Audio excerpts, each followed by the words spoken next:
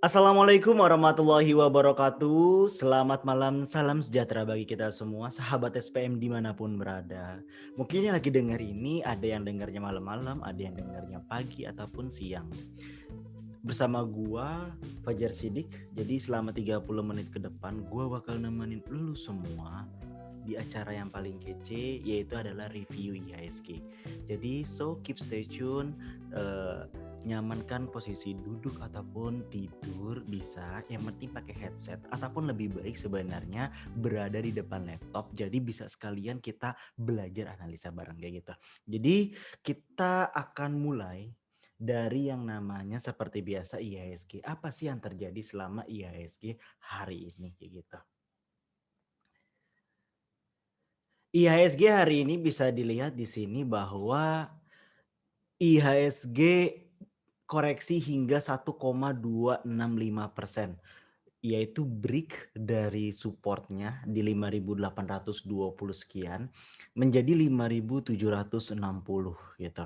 Bisa dilihat dari mulai market buka itu sampai tutup jam 3 sore itu mengalami penurunan, tidak ada tanda-tanda positif. Berbeda halnya dengan kemarin, ada yang buka dulu hijau langsung turun ataupun turun ntar hijau kayak gitu. Tapi untuk yang hari ini pure mengalami penurunan, tidak ada hijau sama sekali.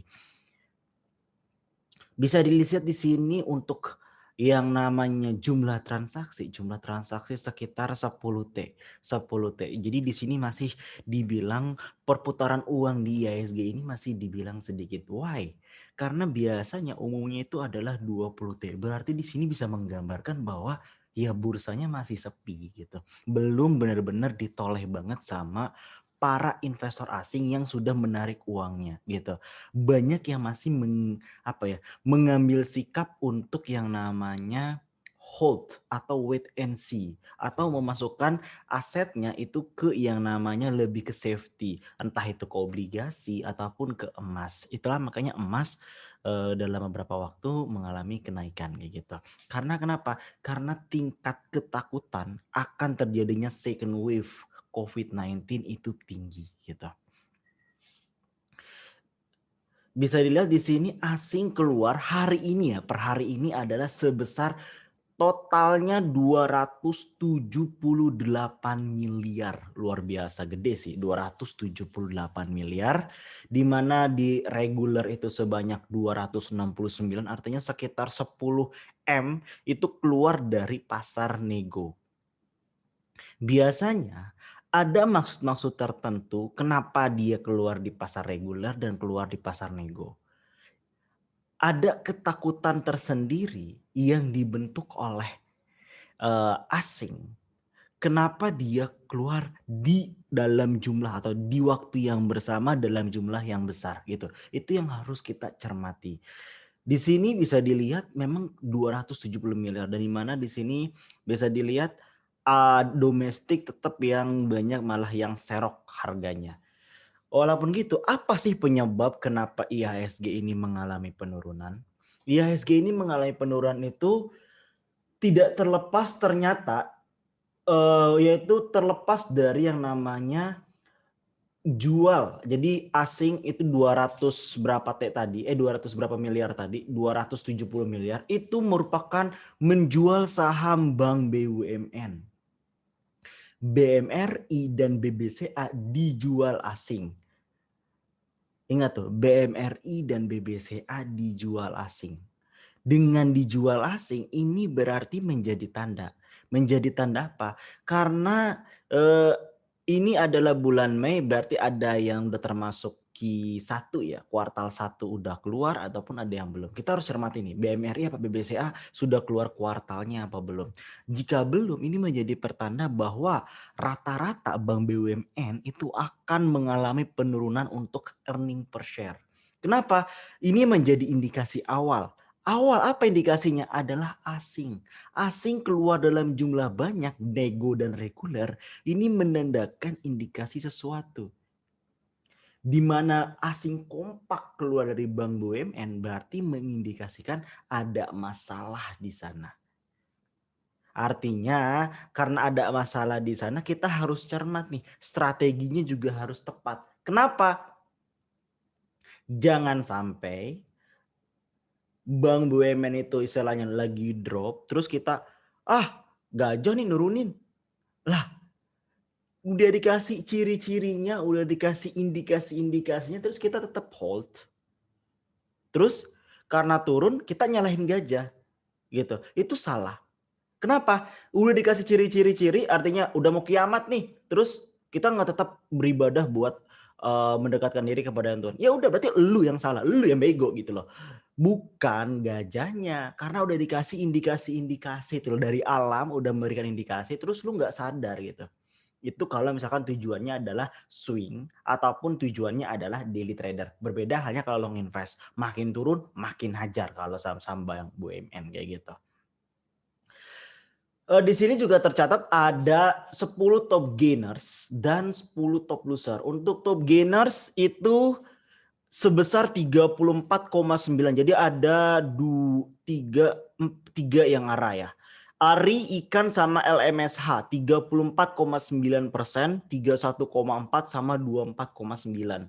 Itu mengalami arah, sisanya mendekati arah, ada Temas, ada DMMX, NVCX, INPS, IBST, Ranch, dan GWSA. Artinya mayoritas yang arah pun sekali lagi seperti beberapa hari yang lalu adalah saham-saham second liner, third liner ataupun saham gorengan yang mampu mengalami kenaikan yang signifikan. Artinya saham-saham second liner, third liner atau gorengan itu akan selalu memberikan kado manis atau anomali tersendiri di bursa. Saat bursa merah, dia hijau sendiri, bahkan sampai arah. Luar biasa kan.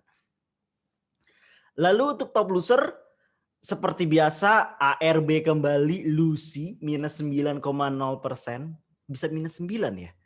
Setahu gue ARB itu kalau udah 7% itu udah di-cut loh. Kok ini bisa turun ke 9 ya? Cukup ini sih. Coba ntar gue baca lagi deh beritanya. Kenapa bisa minus 9? Harusnya kan dia nggak sampai dari minus 7, harusnya udah ARB loh. Apa? Kan belum diubah, perasaan gue belum diubah. Hunus lah. Lucy, INTD, AMFG, Apex, KONI, DSSA, Clay, TB, LPCK, Kren.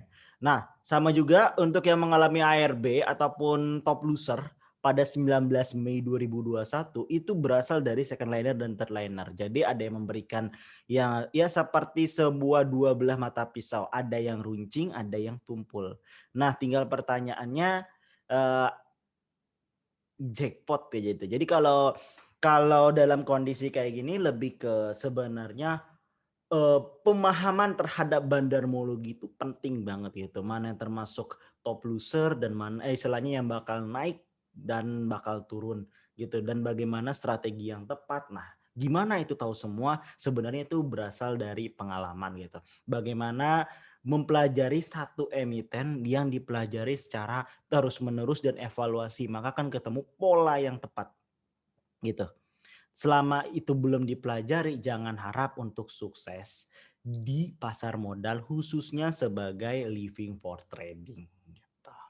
Oke, selain itu juga di sini update, yaitu adalah indeks ya.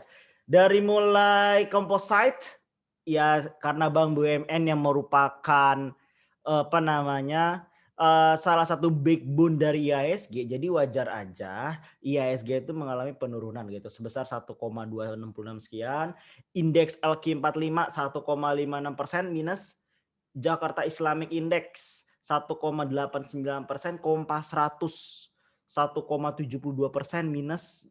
Jadi mayoritas saham-saham atau indeks, seluruh indeks ya, indeks yang ada di Indonesia ini, indeks pasar modal itu mengalami minus gitu, ada minus, tidak ada yang positif sama sekali. Ini menggambarkan salah satunya itu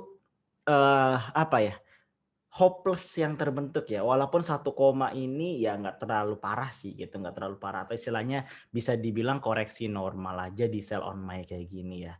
Jadi tapi di sini mampu membuat ya setidaknya hopeless bagi yang tidak sabar untuk menunggunya gitu. Ingat, harga itu ibarat sebuah fata morgana. Memang terlihat merah, tetapi yang jadi kita pertanyaannya, lu beli itu emiten, Tujuannya apa? Daily trading, swing trading, atau long invest. Saat lu long invest, maka angka itu ya hanya sebatas ada di layar aja, tidak akan sangat mempengaruhi gitu loh. Karena yang kita beli adalah kinerja manajemen. Tapi kalau kita beli swing trading, artinya sini angka juga bermain, tapi porsinya itu akan menentukan. Ya udah sih kayak gitu. Ibaratnya ya kayak dagang ada pasang dan surut. Itu. Jadi nggak ada kepanikan yang terbentuk. Berbeda halnya kalau misalkan daily trading. Kalau daily trading wajar aja kalau kita panik. Artinya kalau kita sampai merah dan nyangkut, maka yang salah adalah ente, yang salah adalah lu. Kenapa tidak segera di cut loss? Ingat, banyak di salah satu konten gua itu di sosial media itu banyak di saham itu ARB ARB ARB, contoh kayak Lucy deh, ARB ARB ARB ARB terus berturut-turut, udah malas gua masuk saham. Pikir nih, pikir. Yang salah itu berarti lu, metode yang digunakan salah. Kenapa? Dalam manajemen profil resiko, khususnya daily trading, hanya menggunakan 3 manajemen risiko. Artinya bisa pilih salah satu. Yang pertama, menggunakan prinsip 2% dan 5%. Artinya 2% bisa loss atau cut loss, atau 5%. Ini aja belum ARB nih. Kayak gitu. Bukan di hold sampai 7% gitu. Itu yang pertama. Yang kedua, manajemen resiko. Bisa dengan yang namanya prinsip, hanya prinsip minus 5% atau minus 5% gitu. Itu bisa hanya menggunakan prinsip itu. Terus ada lagi menggunakan prinsip 1:3 kayak gitu. Atau risk and reward. Jadi ada beberapa macam dalam manajemen resiko. Artinya kalau lu sampai nyangkut di suatu emiten ARB selama berkali-kali, artinya bukan emitennya yang salah, tetapi pemahaman metode, pemahaman evaluasi manajemen resikonya kurang tepat. Harus diperbaiki lagi, harus dibenahi lagi. Bukan mencari kambing hitam dari apa yang udah lu lakukan. Kesalahan yang lu lakukan. Lu gak mau mengakui kesalahan lu, ya kapan mau maju gitu.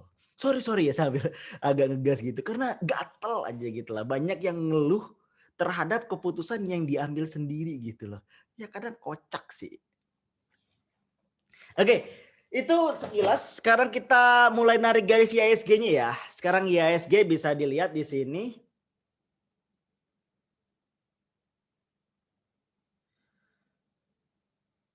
Doji setelah bentuk doji kemarin harusnya kan mengalami pembalikan arah, tetapi nyatanya break ke 5.700 gitu. 5 break ke 5.700. Dia kalau misalnya kita tarik ya, kita tarik di sini, maka dia akan duduk manis.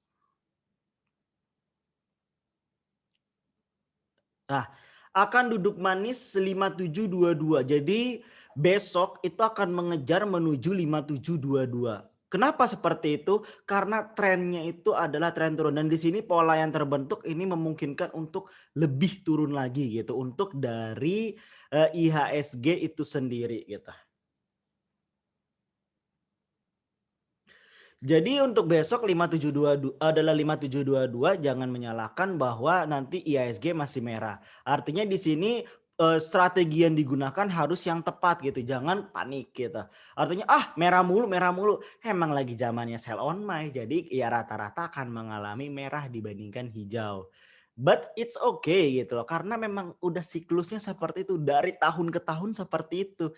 Jadi kalau lu nyalahin bursa merah, terus lu lihat ini bulan Mei. Ya ketahuan kan angkatan berapa. Ya udah. Jadi kurang lebih bahwa IHSG besok kita akan melanjutkan tren turunnya. Itu akan menguji level tadi 5722 ataupun 5737, akan menuju ke level sana. Jadi jika menyentuh level ini, carilah emiten-emiten yang menarik. Khususnya kalau gue menyarankan dengan kondisi seperti ini adalah emiten-emiten blue chip yang harus dipilih. Karena ya salah satunya akan selalu menjadi menjadi bisa dibilang incaran dividen ataupun ya salah satu emiten impian dari teman-teman kapan lagi kayak gitulah. Di sini gua lanjut mengenai ke stock screen ya, stock screen emiten-emiten untuk yang sudah mengalami golden cross, di sini adalah emiten-emiten rata-rata adalah emiten-emiten second liner dan third liner atau gorengan ya. Jadi disclaimer is on sekali lagi. Di sini untuk yang second liner, third liner untuk daily trading itu gue sebut 3 aja. Salah satunya adalah Alka. Jadi di sini bagi lu yang belum bisa mengerti bagaimana cara membaca order book, maka enggak begitu disarankan untuk yang namanya beli secara daily trading, apalagi di kondisi kayak gini. Lihat, kenapa enggak disarankan? Lihat, dia bisa dalam sehari bisa naik signifikan, bisa turun juga signifikan. Inilah yang disebut sebagai saham gorengan dari Alka. Nah, Alka kita lihat sini hanya pakai Bollinger Band saja, Bollinger Band. Lalu pakai stokastik.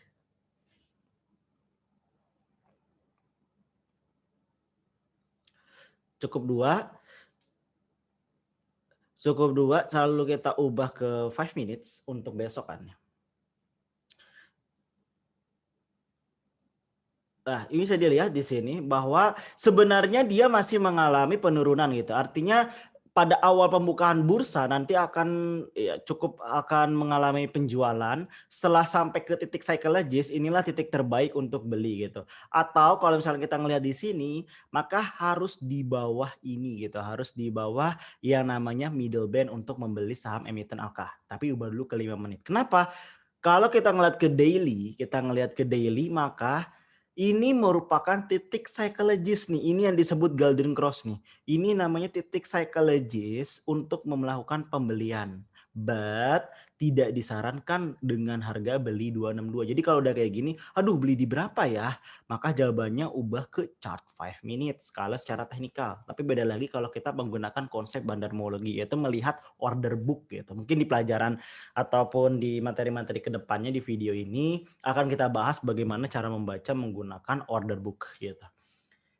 Jadi di sini akan titik yang terbaik bagus adalah di bawah middle band, artinya bisa di sekitar 240 untuk beli. Jangan di atas 240. Itu yang disarankan untuk membeli Alka. Dan juga kalau untuk jual ya di kisaran 260-an lah, 262-an lah kayak gitu. Untuk Alka. Lanjut yang kedua adalah ARI. Atlas Research. Untuk Atlas Research bisa dilihat di sini case-nya wow luar biasa kan. Ini adalah titik psikologis. Titik psikologis akan mengalami penurunan di mana dia lagi hype nih, naik nih. Dari 160 ke 224 luar biasa kan. Dalam waktu di sini hanya satu hari gitu. Dia nggak ada angin nggak ada hujan, dia naik dari 160 menuju ke 224. Tapi psikologis akan mengalami penurunan. Dengan kayak gini berapa sebenarnya yang dibeli? Maka yang terbaik adalah sekitar hanya di sini, di daerah support dia di sini sekitar 180 atau 186 ataupun balik lagi ke 160, nunggu balik ke situ. Kenapa? Karena dia sini pola netral nih, tapi di sini dia ngebentuk yang namanya Morobozu. Itulah. Dengan ngebentuk Morobozu artinya trennya itu adalah tren kuat. Tren kuat itu apa? Dengan dia bentuknya adalah sideways, maka kedepannya dia akan sideways. Artinya polanya itu akan tetap sideways, tapi dengan pola yang jelas. Pola yang jelas itu berapa? Tadi. Nih, sini bisa kita lihat dia range mainnya itu di sini. Kalau kita tarik, Nah, ini adalah pola mainnya. Jadi kalau teman-teman mau beli atau lu mau beli, itu bermainlah di pola ini 161, 179, 161, 179. Artinya kalau lebih dari itu resistennya untuk titik jualnya it's okay gitu. Tapi inilah targetnya 161, 179 untuk ARI. Dan satu lagi yang akan dicek adalah untuk yang ini ya adalah Behat. Oke, Bakti Multi Arta. Case-nya sama, di sini adalah titik psikologis, tetapi belum mengalami golden cross, artinya ini ada peluang nih untuk masih mengalami hijau gitu, atau mengalami hijau untuk dari Arta. Apalagi di sini adalah pola netral yang terbentuk setelah yang namanya doujins. Artinya dia akan bermain yang nggak bakal jauh dari area 575 sama 595 gitu. Kita lihat di sini. Behat. Nah, dia belum menuju ke sini nih. Artinya sekarang posisinya di 595. Jangan beli di 595. Belilah setidaknya 590 atau 585 gitu. Jangan beli di atas ini dan jual itu di kisaran 600. Itu. Jadi ada selisih gap sekitar 10 perak. Ya, but it's okay kalau misalkan untuk tujuan daily trading gitu. Jadi itu adalah emiten-emiten untuk daily trading yang menarik ya, yang menarik bisa dicoba untuk besoknya. Untuk swing salah satunya yang menurut gua patut dilihat itu adalah Unilever. Why? Karena dia sudah menyentuh 5450 gitu. Artinya kalau nggak salah secara historis, kita lihat secara historis ya.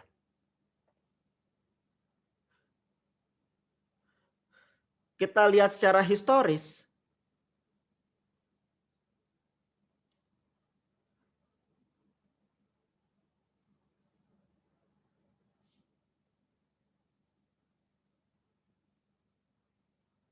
Dia akan mendekati yang namanya supportnya. Supportnya itu berada di area 5.300. Artinya kalau berada di 5.300 itu akan sama. Jadi kalau berada di 5.300 itu akan sama. Kita zoom. Itu akan sama dengan yang namanya dengan di tahun 2014-2012 walaupun setelah stock split ya, ini stock split ya. But itu adalah target di mana ada yang banyak yang nyesal di beberapa waktu lalu khususnya di 2020 ya, di bulan Maret ini. Dia hanya mengalami penurunan yang enggak terlalu signifikan gitu, enggak terlalu signifikan, tapi pada aduh enggak dapat barangnya terus sudah mengalami sampai 8.000 pada berebut di sini. Sekarang di bawah turun hingga menuju 5.300. Apakah harus panik? Jawabannya enggak.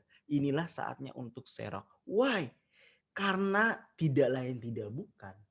Tidak ada kompetitif lain selain Unilever. Yang lebih kompetitif dari Unilever atau sebanding pun selevel pun kayaknya belum ada. Makanya untuk saat ini sebenarnya ajakan beli sih. Disclaimer is on, it's okay gitu. Disclaimer is on, ini adalah disclaimer is off gitu. Kalau lu tujuannya untuk nikah, biayanya untuk nikah, terus biayanya untuk yang lainnya gitu, masukkanlah ke Unilever. Insya Allah targetnya itu setidaknya adalah 8.000. Apakah membutuhkan waktu lama? Gua rasa enggak. Paling-paling lama adalah akhir tahun atau awal tahun depan. Percayalah, oke? Oke, mungkin itu aja untuk hari ini. Salah satu review gua. Kalau misalkan ada emiten yang pengen dibahas, silahkan komen di bawah ya. Dan kalau misalkan konten ini bermanfaat, silahkan like, share, komen, dan save kayak gitu. Karena satu aksi kamu itu mungkin bisa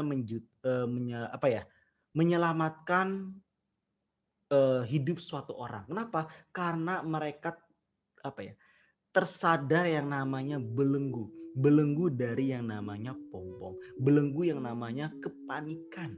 Akibat tidak tahu nih harus apa di bursa dengan kondisi seperti ini. Banyak cara untuk berapa. Salah satunya membagikan konten ini jika bermanfaat. Oke. Cukup sekian, udah kurang lebih 30 menit gue nemenin lu semua. Sampai jumpa besok, kita akan balik lagi. Oke, gue Baja Sidik, pamit. Bye-bye. Assalamualaikum warahmatullahi wabarakatuh.